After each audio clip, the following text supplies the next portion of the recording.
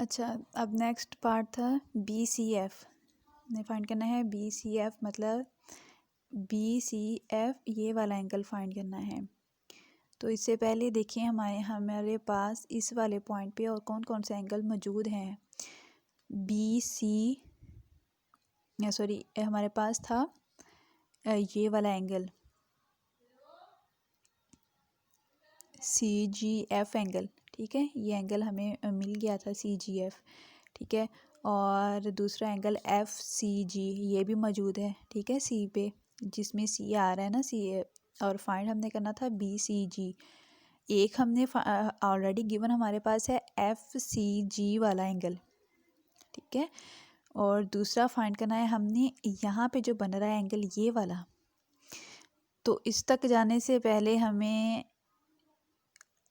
Value find out करनी पड़ेगी BCG की, ठीक है। ये इतना सारा हमें कंफर्म होगा।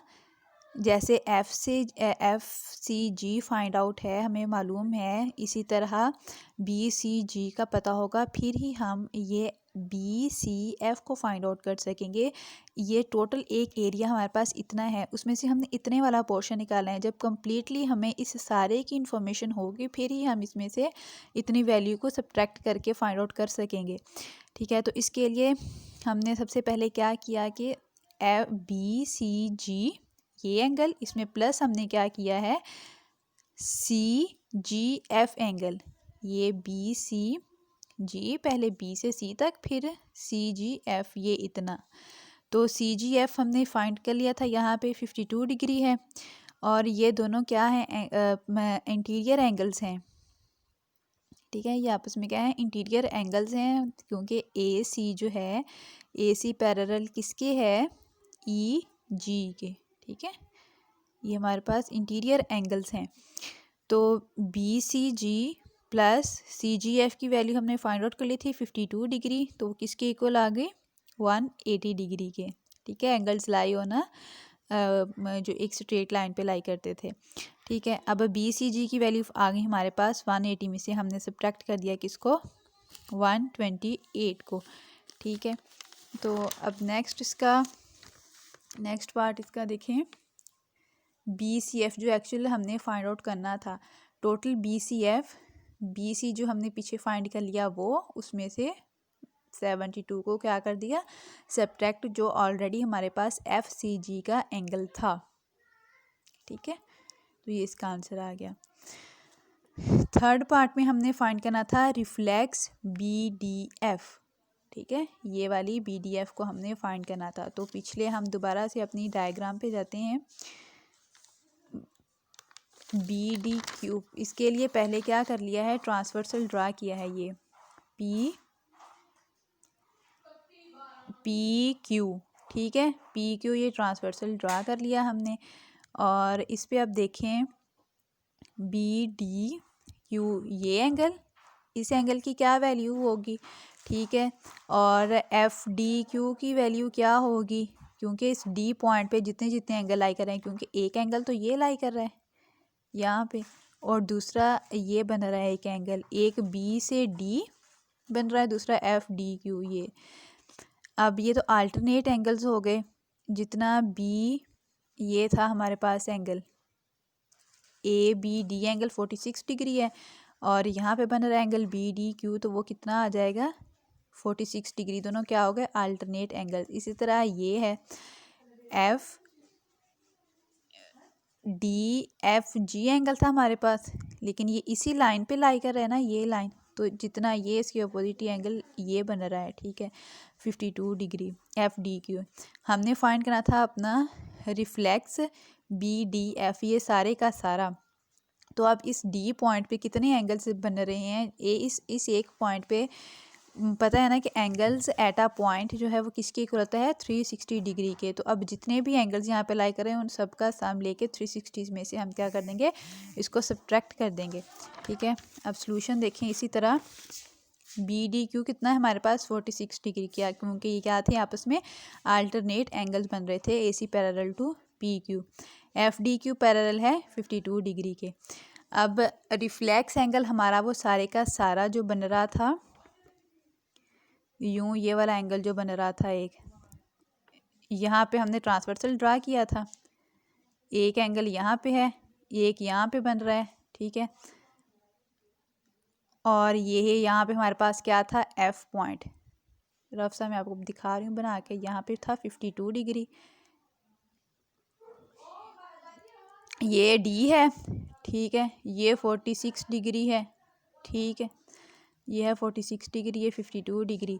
तो यहाँ से ये वाला एंगल 46 डिग्री का आ गया जो हमने फाइंड करना था, B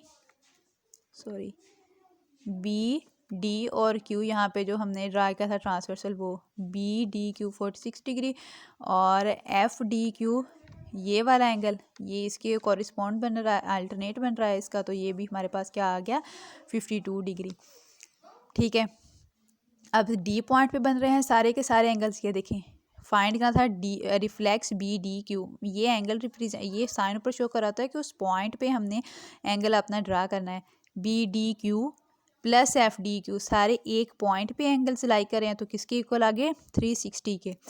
reflex B D Q value find है हमारे पास, वो पुट कर दी 46, एफ डी क्यू की वैल्यू मालूम थी हमें, वो हमने पुट कर दी 52 डिग्री, ठीक है। अब reflex B D F find करना है, तो ये दूसरी साइड पे लेके हम इनको क्या कर देंगे, सब्ट्रैक्ट, तो आंसर आपके पास आ गया इसका 262 डिग्री, ठीक है। अब नेक्स्ट जो क्वेश्चन आपके पास है क्वेश्चन नंबर 11। क्वेश्चन नंबर 11 में गिवन था आपको ए बी जो है वो पैरेलल है सी डी के, ठीक है। ये दोनों कट किससे हो रहे हैं, दो ट्रांसवर्सल्स ड्रा किए हैं P Q and R S, और गिवन एंगल्स दिए उन्होंने आपको ए एक्स एस, दिस वन, ठीक है। यहाँ से यूं इस तरह एंगल आ रहा है 104 डिग्री का, डी वाई पी यूं एंगल जा रहा है आपका ये वाला 46 डिग्री का, और यहाँ पे जो एंगल बन रहा है आपका वो है 70 डिग्री, सी इस जी पॉइंट पे बन रहा है ये एंगल, सी जी आर, यूं ये एंगल बन रहा है, ठीक है। ये एंगल कितना कर दिया उन्होंने, 76 डिग्री। अगर इन दोनों एंगल्स हमने फाइंड क्या करना था, यहाँ से इस पॉइंट बी पॉइंट से डब्ल्यू पी, मतलब डब्ल्यू पे जो एंगल बनेगा हमने वो फाइंड आउट करना था, डब्ल्यू पे कितना एंगल बन रहा है इस डब्ल्यू पॉइंट पे, ठीक है। तो इसके लिए देखो पहले, अगर हम इनको, ये एक लाइन पे एंगल्स है ना, अगर हम इनको कर लें आपस में ऐड, ए एक्स एस प्लस इसमें अगर हम कर दें सी जी आर यूं, तो ये कन्वर्स अल्टरनेट एंगल्स बन रहे हैं, सॉरी अल्टरनेट नहीं, इंटीरियर, ठीक है, इंटीरियर एंगल्स हैं। अब 104 को और 76 को ऐड करो तो क्या बनता है, 180 डिग्री, इट मीन्स दैट ये क्या है, कन्वर्स इंटीरियर एंगल्स, ठीक है। एक्चुअली हमने फाइंड क्या करना था, बी डब्ल्यू पी, तो इससे पहले देखें कि ये एंगल हमने फाइंड करना है, इतना यूं वाला एंगल, सॉरी ये नहीं, दिस वन, ये डब्ल्यू।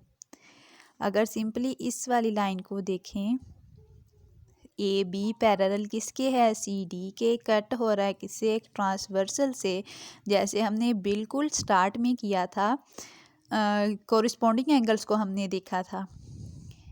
इसको अगर आप निगलेक्ट कर दें एक दफ़ा, तो ये वाला एंगल जो है इस एंगल के इक्वल नहीं होगा, ट्रांसवर्सल की सेम साइड पे सेम पोजीशन है, ये भी अबव है, ऊपर अपर साइड पे है, और ये वाला एंगल भी हमने फाइंड करना है, अपर साइड पे बन रहा है जो, ठीक है।